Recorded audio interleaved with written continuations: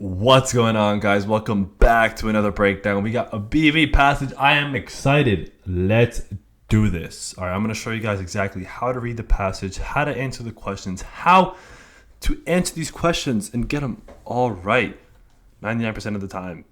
Okay, I'm going to show you guys where to highlight, pick the best answer, everything that you need, timing, everything, okay? So before I go ahead and break this down, you guys should do it on your own first. Okay, so I'm going to scroll down. Pause it whenever you need to. Read this pretty long passage, okay? Read that passage. Here's question 5, 6, 7, 8. Pause it when you need to. Write down your answer, and hopefully you get them all right. Let's begin breaking this down. The hepatitis B virus is a member of the hepatinovirus family and is found worldwide as a cause of chronic liver disease and hepatocellular cancer.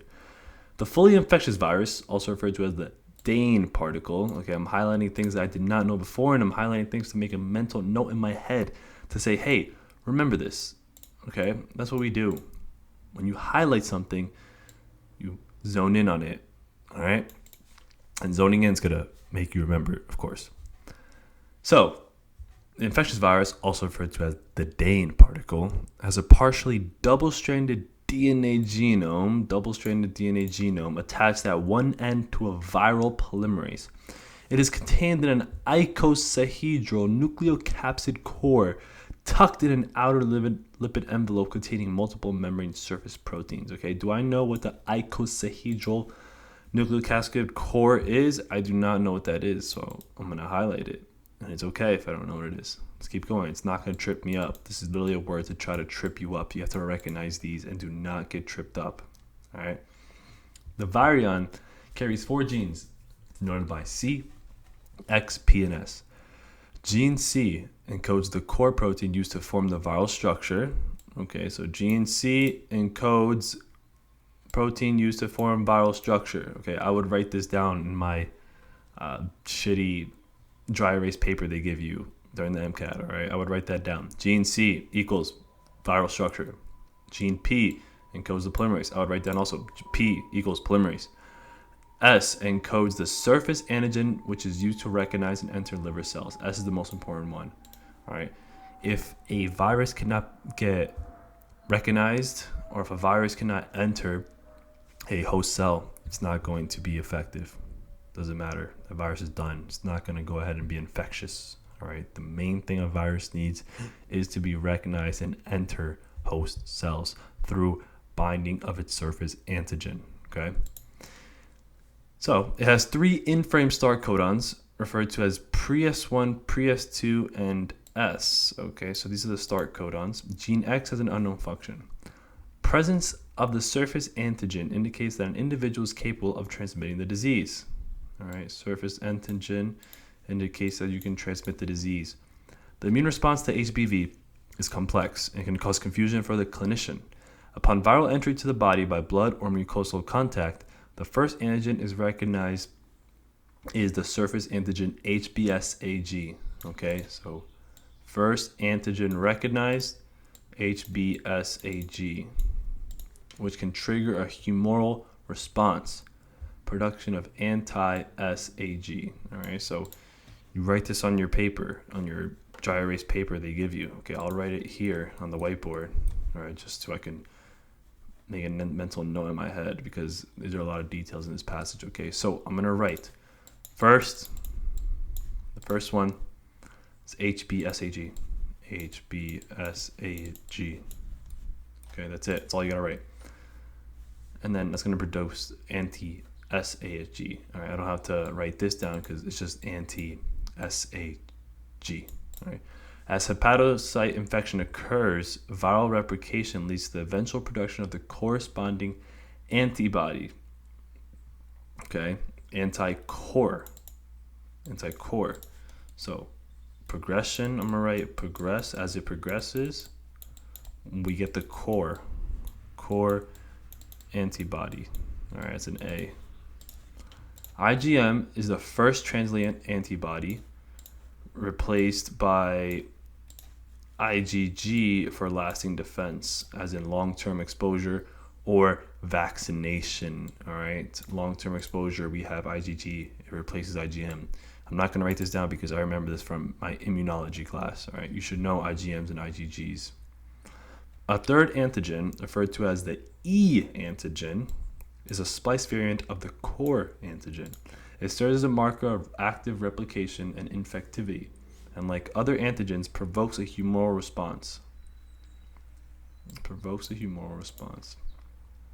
Typically, acute HBV is cleared from the body within 6 months from infection.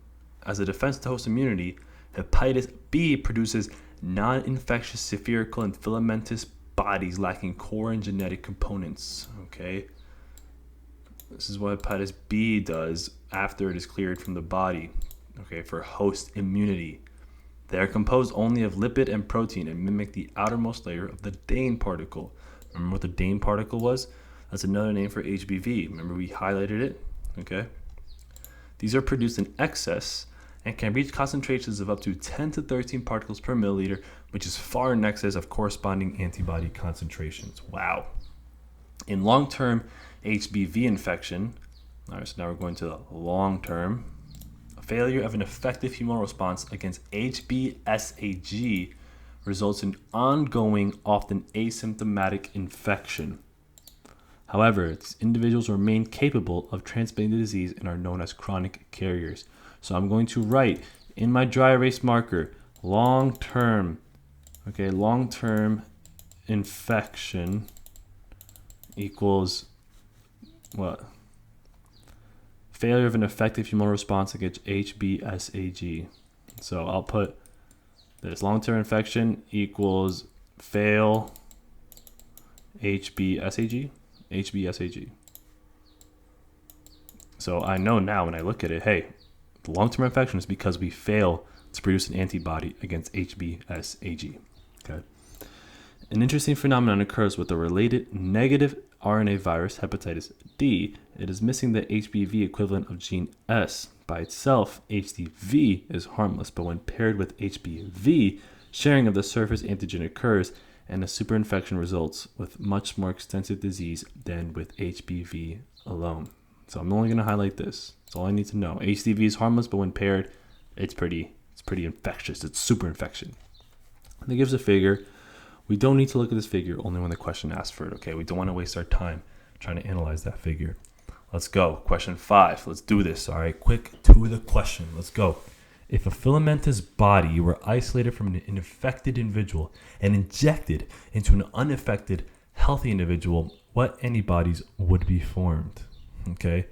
If it is just injected, all right, right away, you're going to have the M first, the IgM. Remember? First IgM, all right, is the first line, and then it's replaced by IgG. So anything that's not IgM, I can eliminate. So I'm eliminating B. Let me strike through this. And I'm eliminating D. Now I have core or SAG. Okay. Core. When was the core made? Well, that was as we get progression. Okay. As hepatocytic infection occurs, eventual production of the corresponding antibody anti-core. So anti-core is eventually after, after the infection. All right. All right, I should have wrote it down at least a little bit. Okay, but I mean, it's kind of makes sense a little bit. All right, like the core, it's going to be put together. The core is going to be put together and eventually as hepatitis infection, progresses. So that kind of makes sense. I could have wrote it down, could have not, but it makes sense. All right. So it's just not core. I don't know where my other strike through went. Okay. Process elimination. It's going to be C. Okay, I don't know why this is not working there. Okay, anyways, process elimination, it's C. All right, I'm going to reiterate. It's because we eliminated IgGs, because IgM is first, and core is progressive after HBV progresses, not right away. In this question, they're asking right away, so the answer is C. Which of the following would be detected in the blood of a person chronically infected with hepatitis B? All right, chronically infected. Chronic, not right away, but after some time, after some long-term exposure. All right, remember long-term infection, fail of HBsAg, fail of HBsAg antibodies. So anything that has SAG, anti-SAG is wrong. Okay, we fail to make anti-SAGs when it's chronic and long term. So this is wrong. Anti-SAG. Again, this one is wrong. Anti-SAG is wrong. Okay, for some reason it's not strike during D, but D is eliminated. Okay, HBsAg, which is correct, okay, is long term. Anti-core IgM, anti-core IgG. We can't have both IgM and IgG. Remember, IgM is first and then it's IgG. And since this is chronic, since this is long term, we're going to eliminate IgM and keep IgG. All right. So we're going to eliminate B. The process elimination, B and D are eliminated. A was eliminated and we get C. Okay. Process elimination is your friend. Use it. Use it. 7. Viral infection would lead to an increase in which of the following cellular pathways? Aerobic respiration? Pentose phosphate pathway? Oh, they're talking about the cellular pathway in the virus, like the virus itself. Okay? Like the virus, what are the pathways that could go on inside it? Okay. Aerobic respiration, maybe.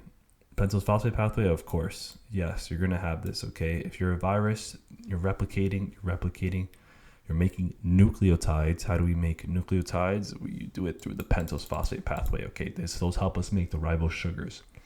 So 2 is definitely right. Cyclic AMP mediated protein kinase activation. That's in the G protein pathway, signal transduction pathway in the G protein. I don't know if viruses undergo the G protein signal transduction pathway things. I don't know that. It could be or could not. However, when you choose an answer, when you choose the best answer, there's 3 things I want you to keep in mind that I always say. Number 1 is the best answer is, number 1, it's going to be more specific. The best answer is going to be with the most evidence, and the best answer is going to be whatever the MCAT tries to test you on. The MCAT tries to test us on, viruses, the infection, how a virus infects, it could be negative or positive. The MCAT test is on that. The MCAT test is on how the DNA is incorporated, how it's going to be in the nucleus, the reverse transcriptase, it goes to the ribosome. That's what the MCAT test is on. The MCAT does not test us on cyclic AMP mediated protein kinase activation specifically in viruses. It is not. Therefore, 3 is wrong. And I'm left with 1 and 2. Okay, 2 I know is right. 1, it could be. Okay, I guess if you need a lot of ATP to undergo replication, that makes sense. I like 2. I don't know about 1. Thankfully, we have an answer where it's 1 and 2 and not just 2 and not just 1. So good for us. We got B to help us out. Process of elimination and picking the best answer. Which of the following mutations would most likely lead to a virus incapable of infecting liver cells? All right. Remember, guys, what's the most important part of a virus in order for it to be infectious? It has to bind to the host target. Okay, if it doesn't bind through its antigens, surface antigens, it's not going to infect. That's simple. Okay, so it's got to be the CXPS. It's the S because that one encodes the surface antigen. Okay, they're all S. All right, that doesn't make our time easier. So missense mutation in pre-S2, nonsense mutation late in S, single base pair insertion, 3 nucleotide delete. Okay, missense is definitely gonna be eliminated because missense is just a change in amino acid. All right, that could be a good or that could be a bad or a good thing. We want that's most likely to lead incapable. So we need the worst thing to happen to that virus, the worst mutation. Nonsense mutation late in S, that could work, but late, I don't like how it says late. Okay, maybe it's like the last amino acid that gets turned into a stop codon. We could still have infectious, even though it's a nonsense. C, single base pair insertion in pre-S1. Pre-S1 is which one? pre-S1 is the star codons. It's the star codons. Okay.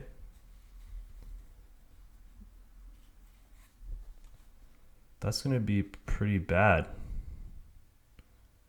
If we have a insertion in pre-S1 that's not good, the star codons, it's going to ruin the whole frame. And these are in-frame star codons. So meaning one after another.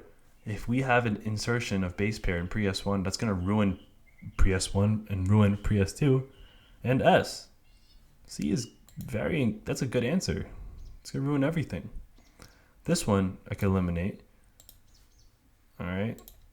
That's going to be late. Late doesn't matter. 3 nucleotide deletion early in S. If we have a 3 nucleotide deletion early in S, we still have the other 2 star codons. Okay, we still have the other 2. If we have a deletion S, let's say maybe another amino acid can be put up next, and we can go and synthesize that. So the best answer here, we're going to go with C. That is the best answer, okay? So let's see and check if we got all of them right. So here is the answer key here. Don't worry about me scoring 118, okay? I didn't put any answers for anything, like 59 blank. So we did, let's see, this is 6. So 5 to 8. Let's see what we got for 5. 5, we put C. Here's the explanation, guys, if you would like, if it loads. Okay, here's explanation. We got it right. That was C. 6 was C. We got it right as well. Here's explanation, guys, if you would like. 7 is B. Here's the explanation if you guys would like. Okay. 8 was C. And here's the explanation if you guys would like. We got them all right. That's how you do it, guys. It's very rich. Wash, rinse, repeat sort of thing when you do it this way. Hope you guys like it. If you guys are interested in joining MCAT University, it is a fully loaded program that's guaranteed to hit your target score in half the time. It's a wash, rinse, repeat like type of program, just like this. So all you gotta do is implement. It's pretty easy. And everyone else is getting results. Everyone else is gonna hit their target score. So be a part of it, okay? If you're interested, click on the link in the comment section. Book an interview. Do it. And I'll see you guys in the next video.